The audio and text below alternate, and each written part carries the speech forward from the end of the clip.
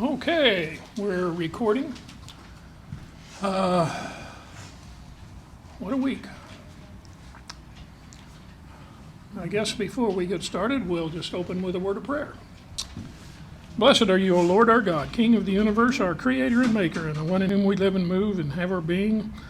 We're grateful for life, that you've given us life, and that you have opened this door in your book that we can read and see how you indeed are the God who knows the end from the beginning.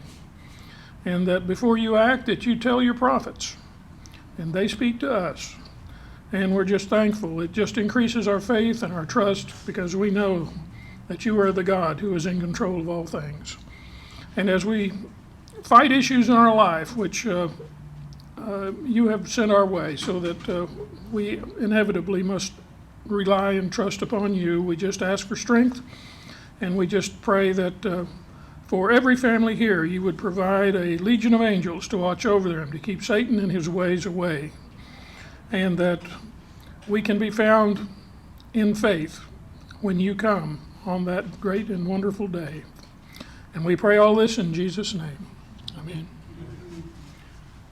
Okay, we're ready for lesson number 101. Sounds like a famous highway somewhere. Joel chapter 3. Joel, one of my favorite books, because it's short, just like my memory. So today, we'll review Joel chapter 2. Got a sign of the time, got a scripture or two of the day, and I got a quote from the Zohar, which you might find interesting. And of course, everybody knows what the Zohar is, right? Well, that is the Jewish book of mysticism. Now, there are some wacky things in the Zohar, but there's some other things in there that just kind of stand right out and make you wonder, where did the Jews get that thing from anyway?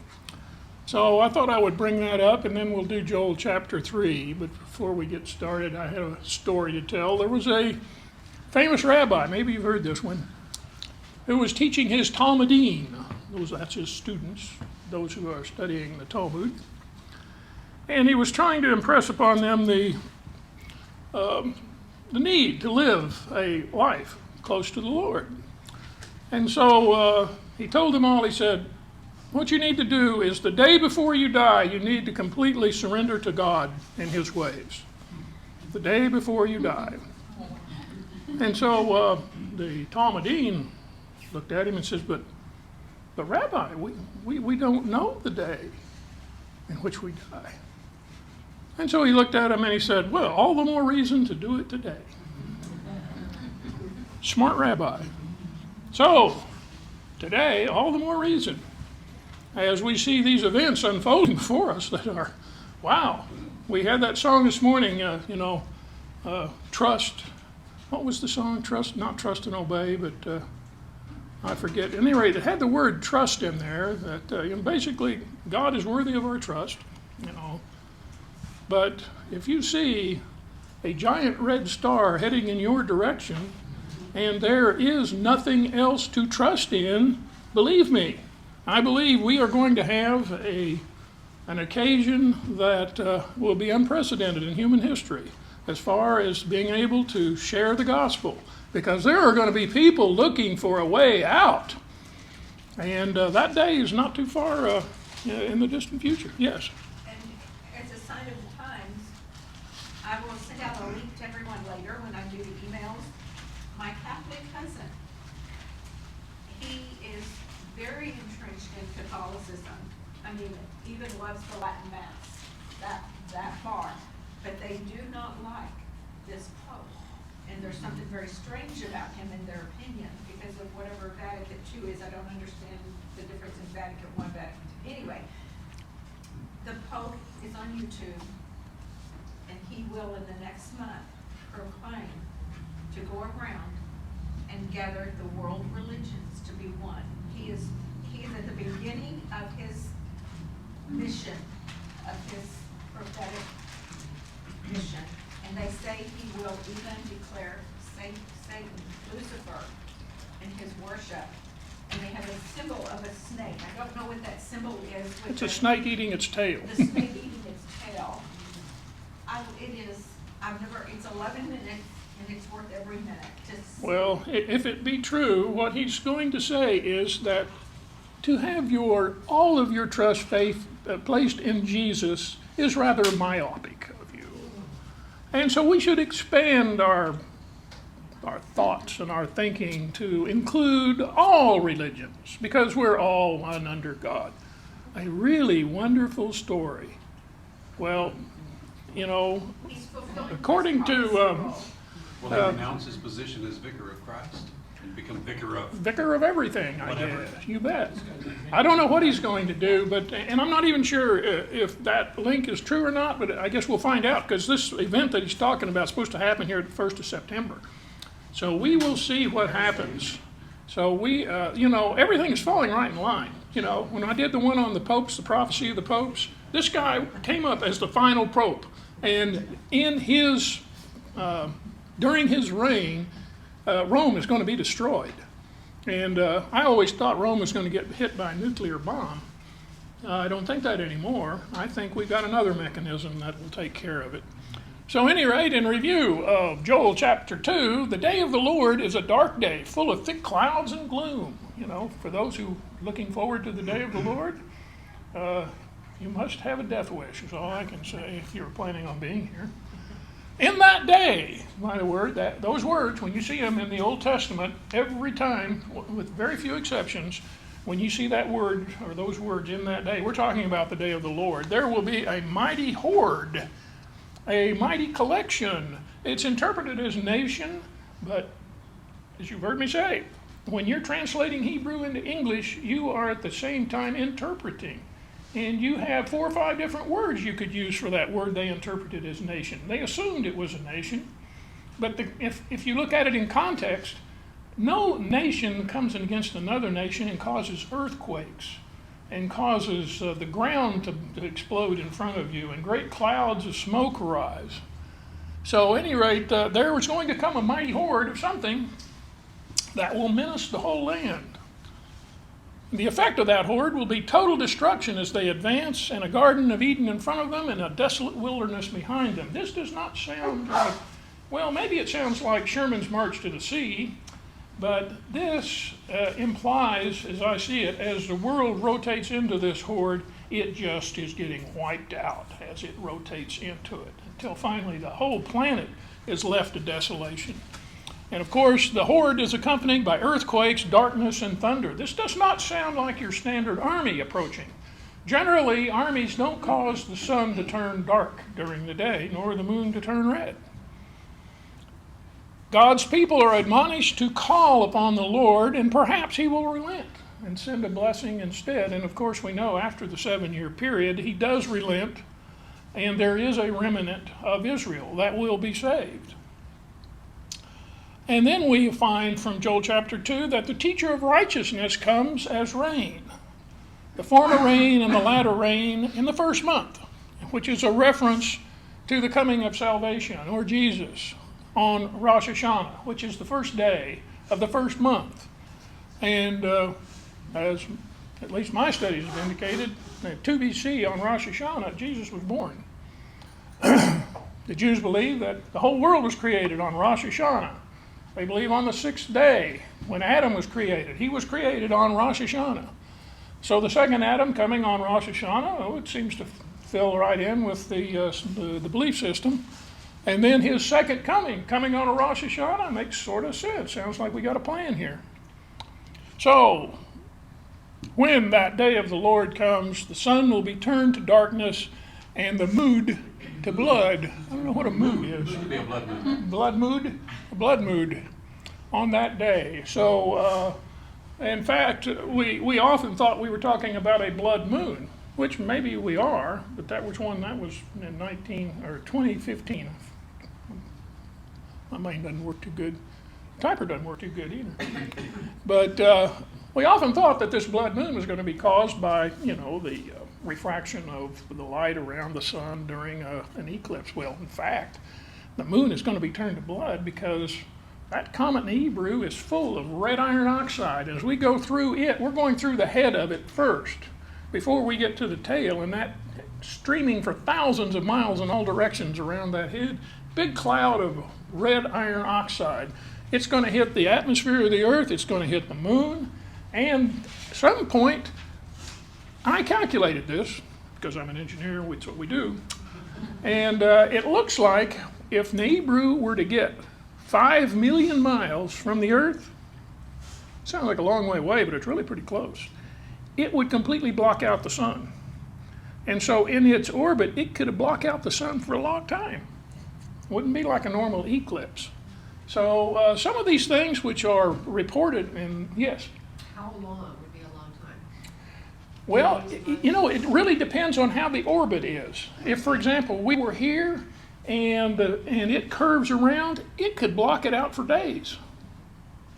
And so reflecting back on the last time this planet system came through, which was, I'm convinced this was the one that started all of the events when the children of Israel left Egyptian captivity. The blood in Nile, I bet it was caused by the head of this darn Nibiru when it went through. You had this darkness, the days of darkness. How does that cause? It has to be something between the sun and the earth. This is a perfect example of it. And in that region of time, we had other strange things happening, like the sundial backing up for 10 degrees. How did that happen? I mean, you just can't stop the Earth unless it's under the influence of a tremendous gravitational field.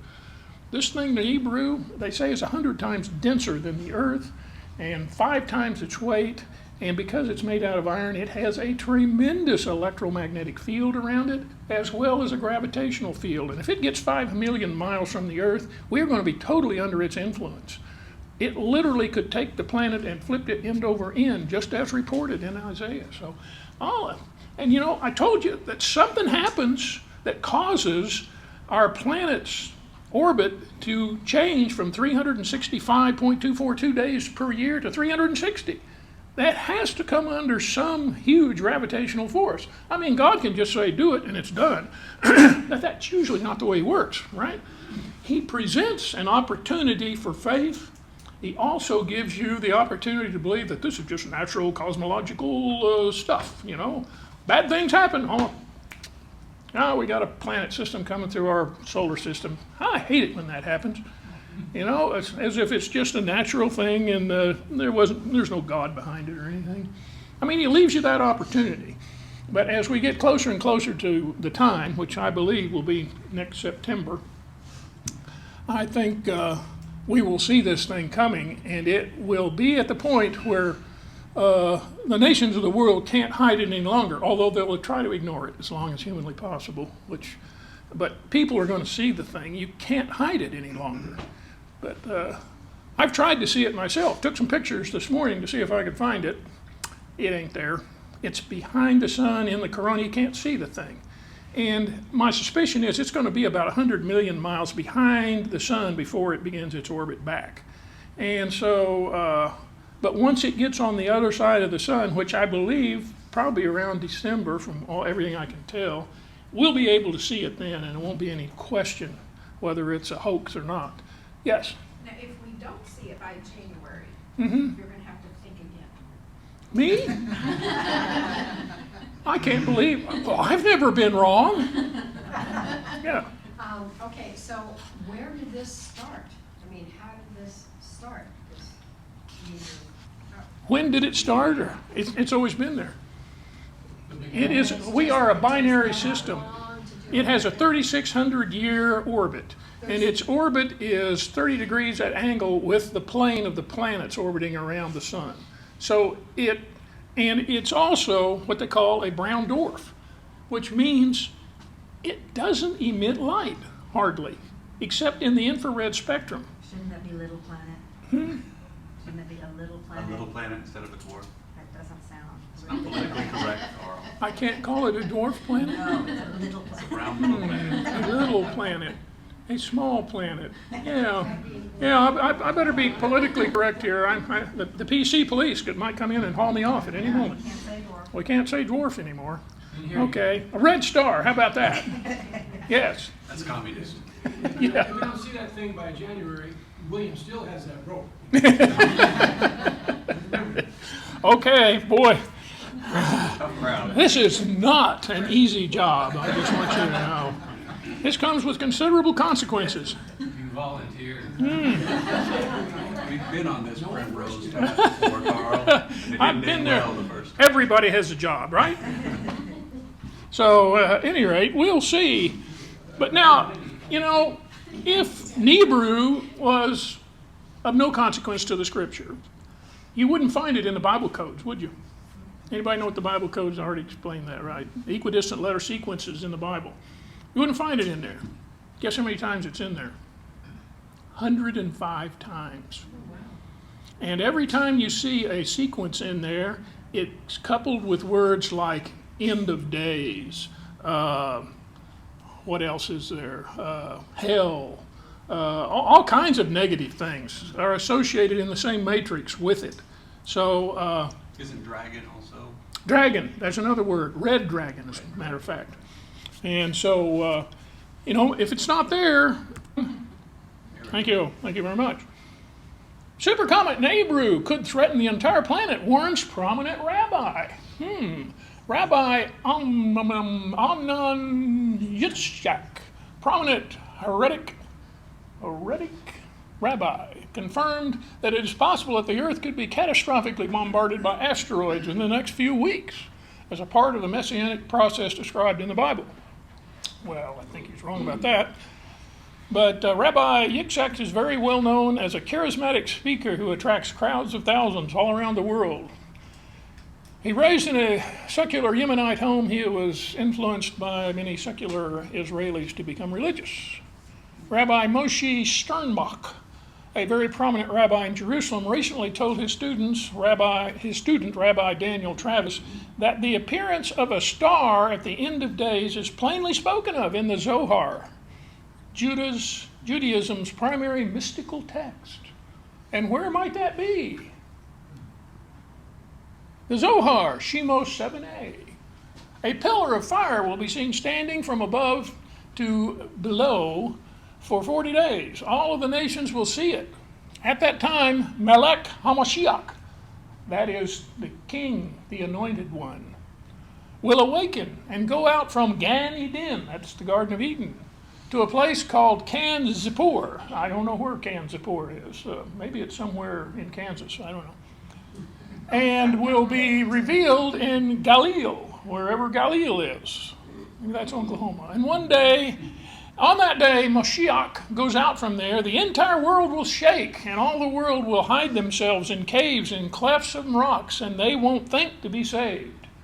Whoa! Where have we heard that one before? Now, this guy doesn't believe in the New Testament.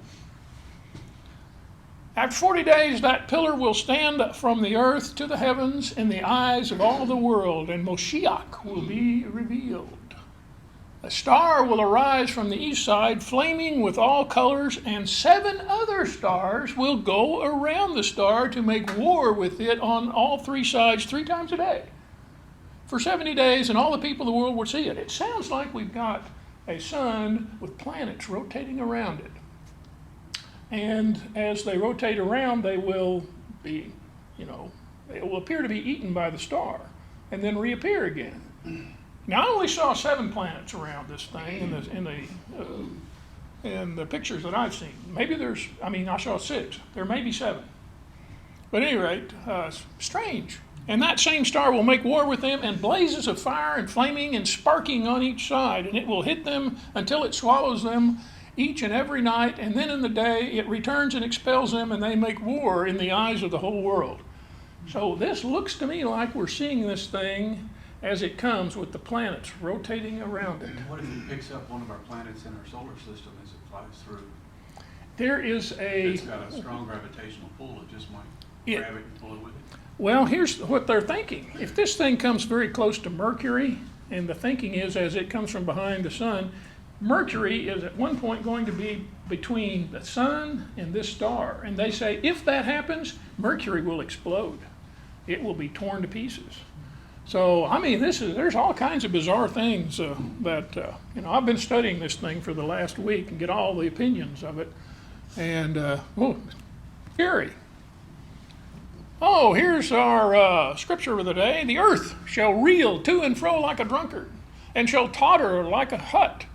Its transgressions will be heavy upon it, and it will fall and not rise again. And it shall come to pass in that day that the Lord will punish on high the host of the exalted ones, and on earth the kings of the earth. And they will be gathered together as prisoners are gathered into a pit, and will be shut up in prison. And after many days they will be punished, for the moon will be disgraced in Hebrew, but that same word means red. And the sun shall be ashamed. The same word means red. For the Lord of hosts will reign on Mount Zion and Jerusalem, and before his elders gloriously.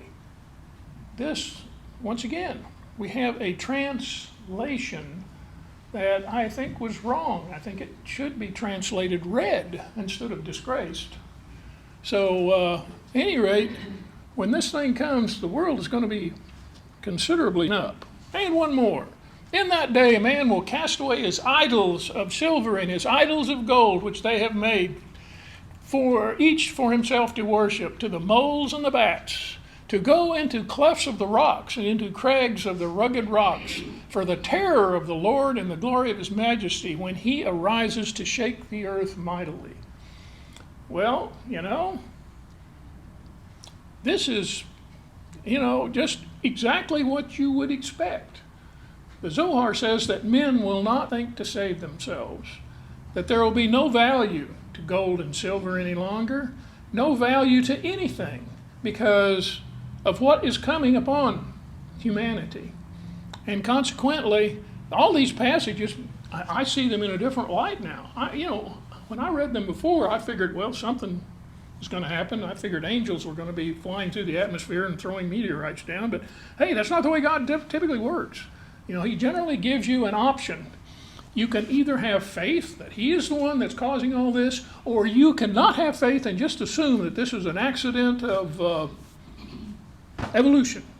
We are just going to get all smashed and there ain't nothing you can do about it. But as I see the time getting closer, the only hope that humanity has is to trust in Jesus Christ.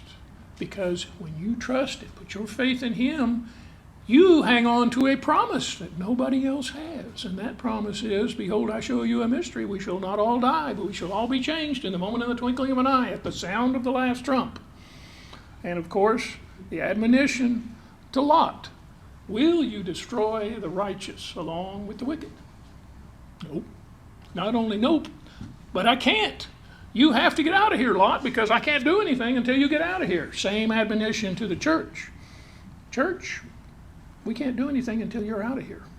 Once you're out of here, then the way is cleared. Any questions?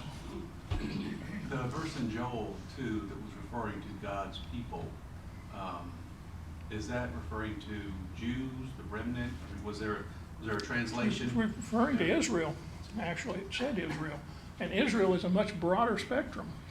Israel encompasses all the 12 tribes, where Judah only encompasses the tribes of Benjamin, Judah, and Levi. Doesn't Israel also encompass the church, though? Well, in a sense it does, yeah. But we would not be there at that time. 'Cause it says God's No, people will be we admonished won't, to call but on the there Lord. will be people that come into the church after we're gone. There are people that are going to figure this thing out pretty quick. A matter of fact, a multitude, according to Revelation, and a number that can't even be counted by human mind. So, yeah, there will still be Israel here. And in fact, right up to the very end, there will be people in Israel who will still not come to faith. But they are going to be saved regardless, just because God decided to. He's going to cut 2/3 of them off and 1/3 pass through the flame and the fire, and then the angels are going to come. I mean, just at the moment when they who were about to perish, the question was, why were they about to perish? Well, I assumed they were about to have their heads whacked. But as it turns out, they were about to perish because you can imagine this big red flaming sun coming right at the earth. There is no hope of escape. You can't get off the planet Earth. There's no place to go. They were about to perish, yes. And you say that on its tail it will have ice, like ice will fall from the sky? My suspicion is not. My suspicion is it's going to be meteoroids. Well, They're because in meteorite. Revelation 16:21 it says hail, it talks about. I would suggest you look up that word hail in the Greek. Okay, so what do you say that is? That's meteorites. That's meteoroids, asteroids, and things of that nature. And it hails down upon planet Earth. That's consistent with everything else we read about in the Revelation account. I don't believe that the Greek word restricts that hail to just ice, but just to falling stones, ice, could be any and all of them. I don't believe ice can exist in the tail of this thing. The planet itself is just too hot. They say, and I don't know whether they're true or not, but they say it's like 8 or 9 million degrees. The surface of the sun is only tens of thousands of degrees. Yeah. In my opinion, is to be used in the context of like a hail of bullets. You know, the guy, he perished in a hail of bullets. Thank you. Thank you very much. Well, and it does say, yeah, Thank you very much. and there fell upon men great hail out of heaven, every stone about the weight of a talent, and men blasphemed God, blah, blah, blah. So every stone fell out of heaven. Yeah, so the stone hailed down, I guess, Yeah, that could be. as Professor over there has made a note. Thank you, Professor. So Carl, how does that connect or how does it relate to also the idea that once the rapture happens and we are gone, that they will have, there'll be the I can't think of it now, the angels, the tall, the Nephilim kind of coming out and They are among those which will certainly be destroyed. God is starting over again, and he's not going to abide any of the remnants of the seed of Satan. The seed of Satan will be completely destroyed, and we will go into the millennial reign with no Nephilim around. They will all be Well, gone. you had spoken earlier about, in relation to the rapture, that you thought perhaps once the rapture happens, the Nephilim will make themselves known in the form of UFOs and come down, hey. And I we still took these believe people that that's out. going to be the case. And in fact, this debacle with the Pope, the reports I've heard is that the Vatican, they know all about these things, and some of them are inhabitants of the Vatican. There is that one case where the woman saw them and reported them, and that was quickly hushed up, So you get little snippets here and there that they are already in existence and in control, and it wouldn't surprise me a bit if they're not in control of our country. There are things that have happened in our country in the recent past that don't make any sense to me unless there's some other entity involved, because our nation has been driven in directions that it didn't want to go, and yet it went anyway. And our leaders don't seem to be completely in control of things, in my estimation. And this has just been a thing in the back of my mind for years now. Back when George Bush invaded Iraq, it didn't make any sense to me at the time. There was no reason to do it, no compelling reason where our security was at risk. And yet, not only did they do it, but the Congress sustained it. Just didn't make sense. George Soros is in cahoots with them now. Oh, I am absolutely convinced that But so Soros then- is behind a lot of So this. then the rapture would happen, they can make themselves known. And yes, and I believe that they are going to come with this argument that we are the Anunnaki. We are coming on this star.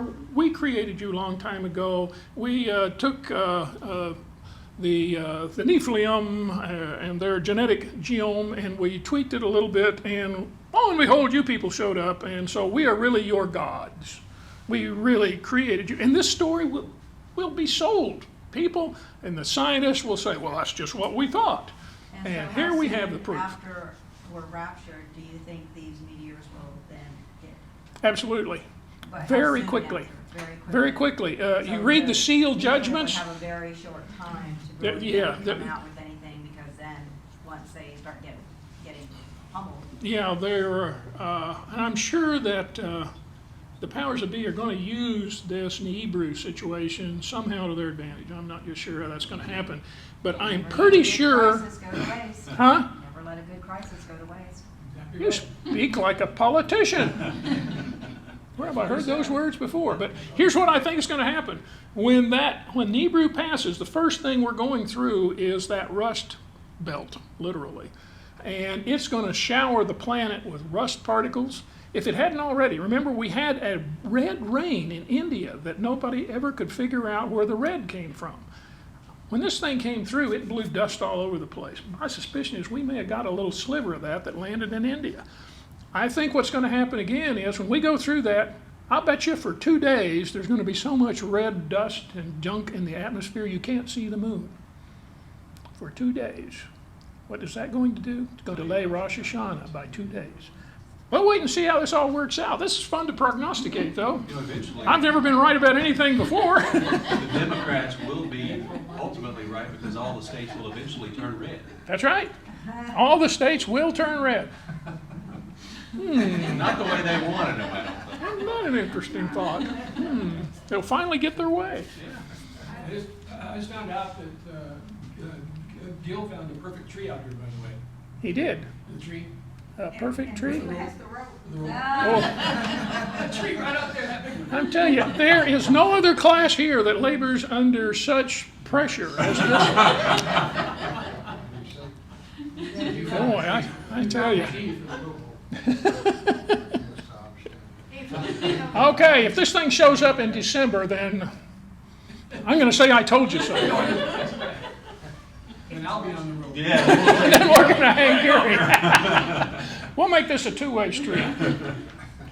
Okay. If Soros is in control, he is Satan himself. Oh, he is. He is He even looks like Satan. He is, yeah. Of course, I've never seen Satan, but Satan must look like George Soros. You know, just another, one of the false prophets, Yeah. you know, definitely, and because the man he hates. He hates the Jews, and I think he's even a Jew himself. And he hates- the he United hates Israel. States. Yeah. I wonder They how were- many false prophets there are.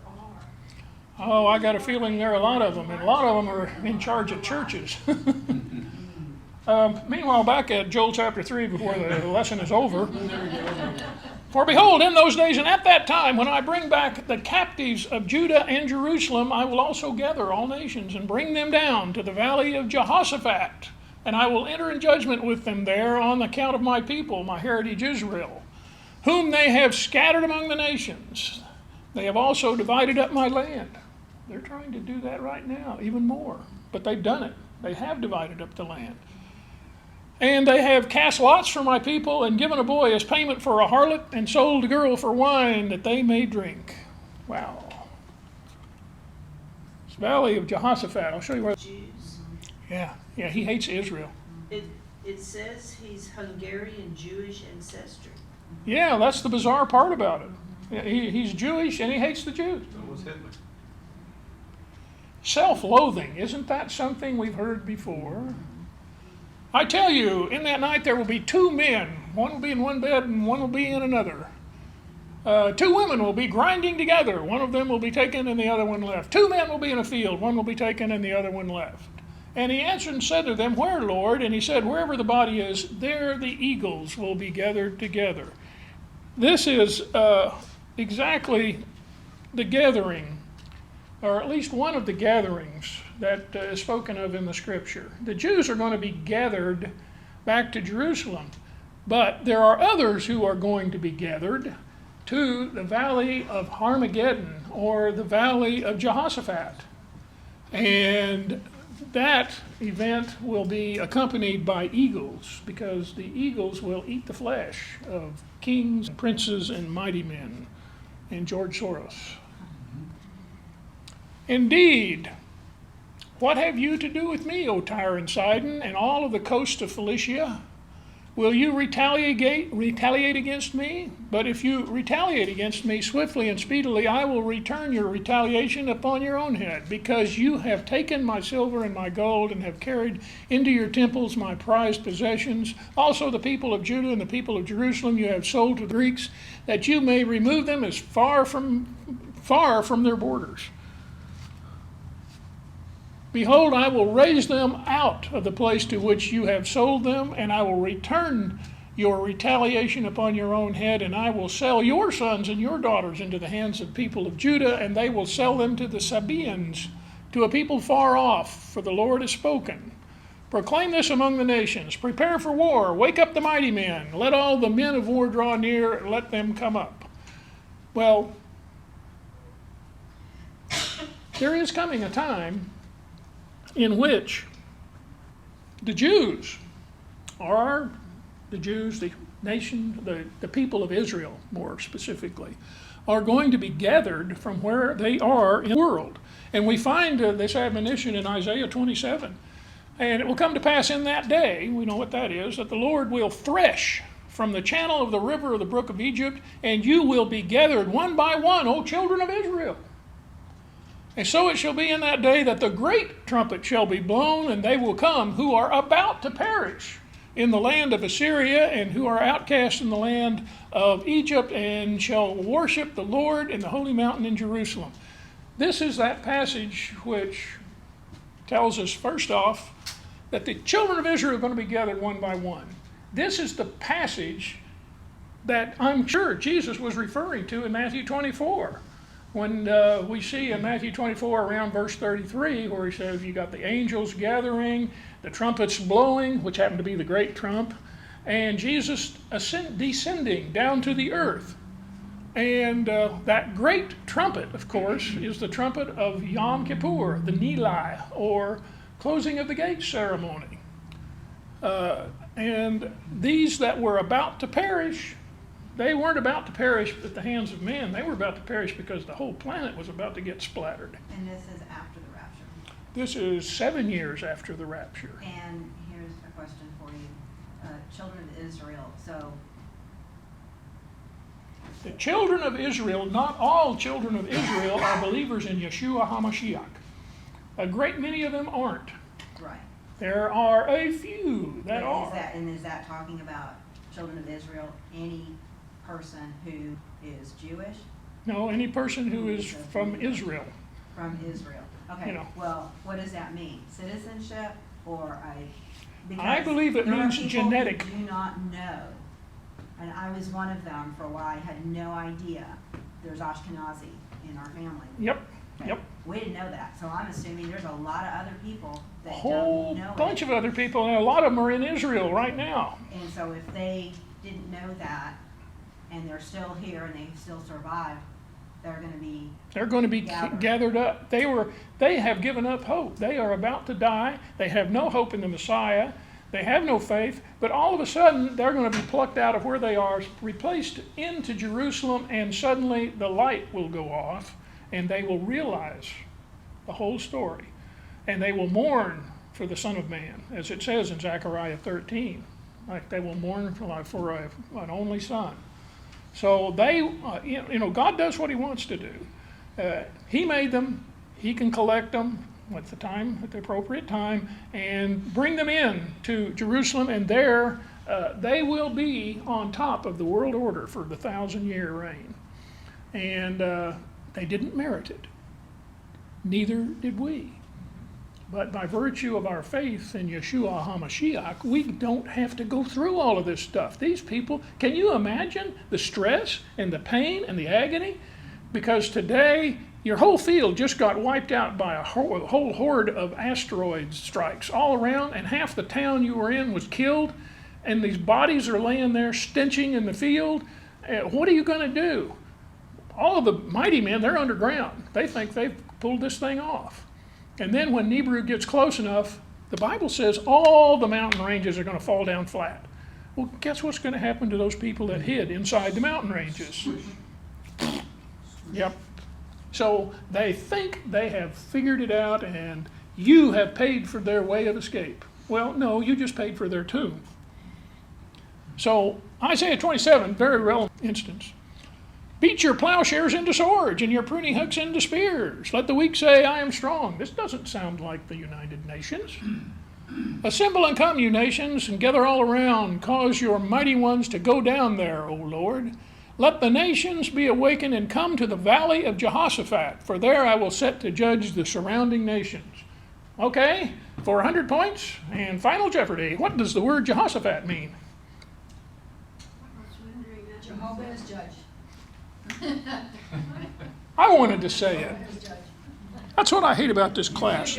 All of my, profound questions always have somebody in the audience who knows the answer. Wise guys. This is no fun at all. Jehovah is judge. And all the wisecracks are somehow related to Gary. Isn't that something? No, Mark, there's nothing there.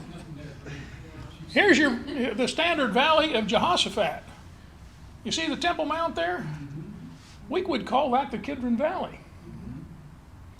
And you see the Mount of Olives over there on the right, the Temple Mount on the left.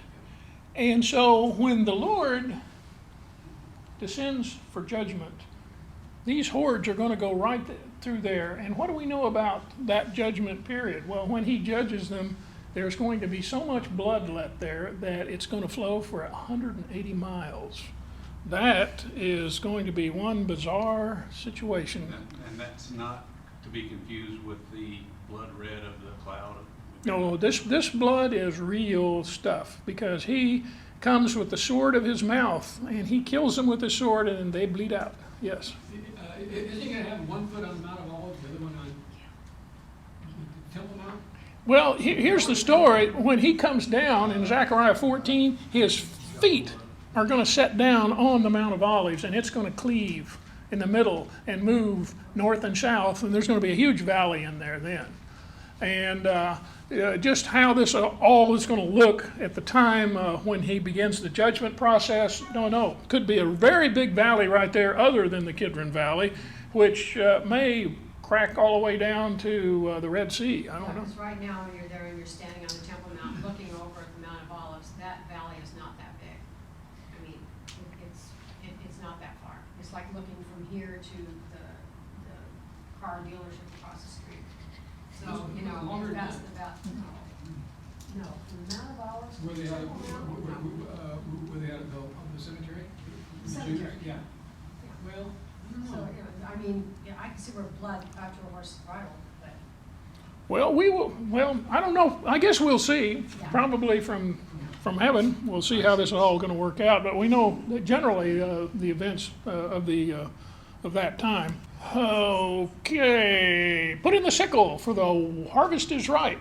Come, go down, for the winepress is full. The vats overflow, for their wickedness is great. Multitudes, multitudes in the valley of decision. Once again, the Hebrew here, when you translate it, you've got to interpret it. It's not the valley of decision, it's the valley of threshing. Because, he's threshing these people, and they are being destroyed. For the day of the Lord is near in the valley of threshing. He's going through there with the sword of his mouth, and he is threshing all of them. And then it says, the sun and the moon will grow dark and the stars will diminish their brightness. Well, before we didn't have any idea what the mechanism was. Well, we got a mechanism now. And that all makes perfect sense. And that's exactly what's going to happen, because we're going to be passing through a cloud of red junk and everything is going to be dimmed. And another angel came down from the altar who had the power over fire and cried with a loud voice to him who had the sharp sickle, saying, thrust in your sharp sickle and gather the clusters of the vine from the earth, for her grapes are fully ripe. So the angel thrust in his sickle into the earth and gathered the vine of the earth and threw it into the great winepress of the wrath of God. And the winepress was trampled outside the city, which is going to be right there outside the city on the Mount of Olives, or where it cleaves in the middle. And the blood came out of the winepress up to a horse's bridle for 1,600 furlongs, about 180 miles. This is an unbelievable event. And, there were times that the book of Revelation was thought to be bizarre to the point where you just can't keep that in the Bible. That's ridiculous. Why? It talks about armies of 200 million people on the whole earth. It talks about all this bloodletting and stuff, and everybody knows that can't happen. And so for years, after the Bible was assembled, this book was thought to be so bizarre as we'll put it at the very last. Not because it was the last book written, but because it was considered to be the least of the books. But people, once again, were afraid to leave it out because it says that whoever adds to or takes from, bad things happen. Well, so they left it in. Well, suddenly, in this day and age, all the events spoken of in Revelation no longer seem to be so preposterous. In fact, we've got mechanisms for each one of them. How can a man not buy or sell unless he has a mark on him of some kind? How would that all work? Who could keep track of all of that? Well, we got computers now. Got chips. We got chips. We can be chipped, and probably will be soon after we're gone. Maybe it's already happened. What's that? Maybe it's already happened. Maybe it really was Nero, the 666 guy. Well, if that's the case, then Jesus should be here. Where is he? He should be here ruling and reigning right now, because the very last of the book of Revelation concludes with Jesus destroying what Nero would have represented and ruling and reigning for 1,000 years. Well, I don't know. I haven't seen Jesus around lately. Well, is Jesus going to reign for 1,000 years on the earth? Physically After on it's the been earth. destroyed? Huh? He is going to knock it down flat, and he is going. We got urban renewal going on here, and he is going to renew it, and it will be just like the Garden of Eden in its original form for 1,000 years. And everything that was wicked about this planet will be changed. No longer will our axis of the planet cause the seasons. There won't be any more seasons. The planet will be operating with an axis perfectly parallel to the sun. What's that's going to do? It's going to cause even heating all over the globe, and we will probably have a cloud or a mist all over the planet, and it will return to equilibrium around 72 degrees, day and night. Only drops about a degree, and that's going to cause planets to be watered nightly, because as temperature drops just a little bit, condensation all over the planet. Things are going to be entirely different, and of course God is going to reconfigure the animal species so that lions no longer go out and tear other animals to pieces. They're just going to eat grass like everything else. Apparently this was the way it should have been in the beginning. And so, but if you ever watch the National Geographic Channel, and you watch that lion out there taking a buffalo that's still alive and tearing that thing to pieces, it's disgusting.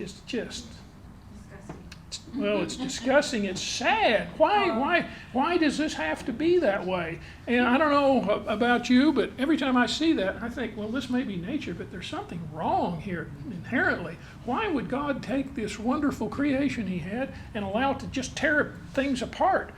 Well, I'm convinced that that's the influence of Satan in planet Earth. And once his influence is gone, then God can reconstruct things the way he intended for it. And for the last 6,000 years... It'll only last 1,000 years, though. It will only last 1,000 years and a little bit at the end.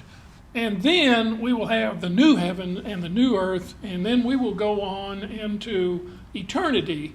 And by then we'll all have our assignments. And, we're not going to be doing nothing up there. Everybody's going to have a job.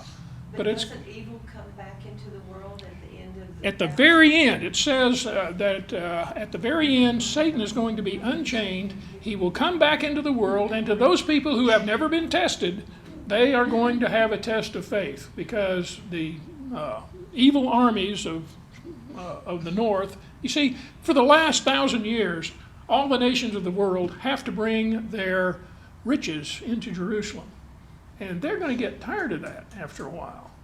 And even though when they refuse to come, they don't get any rain that year, they get an immediate feedback on their behavior, they are still, you know how people are.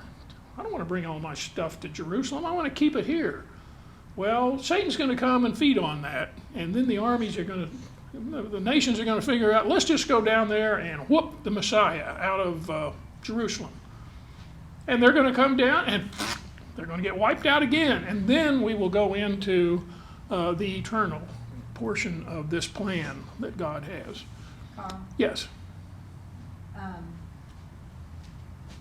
think my, not concern, but the earth going back to the Garden of Eden and being flat and having a mist and all the same temperature, I mean, that's not necessarily set in stone, because I have to tell you, of all the things about the return of Jesus that makes me sad is exactly what you just said. The idea of 72 degrees all the time. I just want to cry. I want to be able to climb a snowy mountain, and I want to be able to see beautiful, you know, and I just feel like God, if God created all that stuff and it's beautiful even under a sinful condition, why couldn't he restore the planet with these pristine glaciers and mountains and all this, you know, all the beauty, and still have exactly how, I mean, he can still create seasons, and seasons are beautiful. You know? Yeah, I don't argue, I won't argue that point, but I just say that in the Garden of Eden there weren't seasons. And there, we have found fossilized logs where, you know, as the seasons progress, it makes rings, because you have growth seasons and then you have no growth. Well, they have found logs that don't have any seams in them. So there was no season. And so my point being, what I'm speculating about in this is just what I have heard. I've read books about it that seem to make sense. And in fact, in Isaiah, in one place, it says there's going to be a canopy over Jerusalem of some kind. I don't know if that canopy is only over Jerusalem or over the whole world, an extension. I don't know. But we guess we'll find out here pretty quick. But don't worry, there will be enough interesting things. I know there will be, but I Does just, that mean there'll be no lakes? No, plenty of lakes. The New Jerusalem, there will be no sea. We will have the river of life, but there will be no sea in that ultimate expression of heaven. There would have to be undulation in order to have a lake then. Have to be some undulation, but there will be no mountains. Exactly. The highest mountain in the world will be in Jerusalem, and on top of that will be the temple, and inside the temple in the Holy of Holies will be the Messiah. There will be no higher place in planet Earth. And all of the indications are that when you come in close contact with a planet of the gravitational field of Nibiru, all these planets, all this surface area of the Earth is going to pull out and go flat. Yes? In a way, there's already a canopy, probably, I don't know exactly about Jerusalem, but the Patriot missile canopy. Iron Dome? The Iron Dome, huh? Thank you, Professor Gill. Yeah, did you have something? Well, I can find out, if when we get to heaven, and this is in scripture and other teachers, that what's in heaven, a great portion of my life, 9,000-10,000 feet hunting and fishing, almost all my life, it's incredible. That is zero compared to what's going to be heaven. We won't care. That's just Well, garbage compared to. Guess what? The New Jerusalem is 1,500 miles high. You're going to be somewhere, and it's probably a pyramid. So somewhere in that area, you're going to have a house. You'll be able to see a long ways. well, I know, I see, in my house, I'm gonna have a really beautiful little tea room with a stone fireplace, and it needs And to if be it's cold. 72 degrees, you can't have a because fire. Jesus is gonna come and have tea with me, and he's gonna bring me a special blend just for me. You heard it first, right So here. that's why I'm concerned. Oh, I'm No, going I to heard come. it first. I'm coming. Oh, you heard it I first. heard it first. Oh, you got to invite us over? I will, but Okay. I'll be keeping to myself for a while. Wait a minute. I detect selfishness here. Well, so tea and heaven trumpets. I better finish before class is over. The Lord will also roar from Zion and utter his voice from Jerusalem, and the heavens and the earth will shake, but the Lord will be a shelter for his people and a strength to the children of Israel. Oh, we're seeing some protection here during this event. So you will know that I am the Lord your God, dwelling in Zion, my holy mountain. Then Jerusalem shall be holy, and no aliens will ever pass through her again. And it will come to pass in that day that the mountains shall drip with new wine, and the hills, so there's hills, will flow with milk and honey, and the brooks of Judah shall be flooded with water, and a fountain shall flow from the house of the Lord and water the valley of Acacia. Once again, the sign of the Feast of Tabernacles, which is characterized by the sign of Aquarius, which is the pouring out of living waters which will occur, absolutely, as indicated by Ezekiel chapter 47, the waters that multiply themselves and go out and cleanse planet Earth. Egypt will be a desolation, and Edom a desolate wilderness because of the violence against the people of Judah, for they have shed innocent blood in the land. But Judah shall abide forever, and Jerusalem from generation to generation, and I will acquit them of their guilt and their bloodshed, whom I have not acquitted, for the Lord dwells in Zion. There has to be an occasion in which the Lord will physically dwell in Zion, and we know that occasion from the end of Revelation, where it says he rules and reigns for 1,000 years. Perfectly consistent with God's work week. 6,000 years of toil and pain of the Olam Hazeh, and followed by 1,000 years of the return of Gan Eden, the Garden of Eden. That's God's work week, for in the eyes of the Lord a day is 1,000 years. So the conclusion of Joel is the Lord ruling and reigning out of Zion. And all these events that have led up to it are prophesied in the Scripture. We didn't understand the mechanism by which they were going to be imposed upon planet Earth, but we got a really good idea now. And the reason I jumped on the Hebrew so quickly without even checking it out is because it makes perfect sense to me. There has to be some mechanism through which mankind can either choose to believe in God or believe that, hey, we're just here as an accident of nature. And a solar system flying through our solar system, it's just an accident. You know, things happen. It's a bad day. Or you can believe that, this was prophesied. And those people who are going to dig their holes in the ground, like one of my neighbors who sold his house, and he's a prepper. He's getting prepared. He knows what's happening. The rest of you, you're just going to get it. You're going to get pounded. Well, guess what? There ain't a hole big enough or deep enough that'll protect you. You are exposed. Only people who have a reason for hope are those people who have faith in the Messiah in their hearts. And for you, the Lord will not destroy the righteous along with the wicked. So ends for 3. Next week, Amos. Amos 1. Okay, the prayer list is back here. There's church bulletins back here if you need one. There's calendars back here.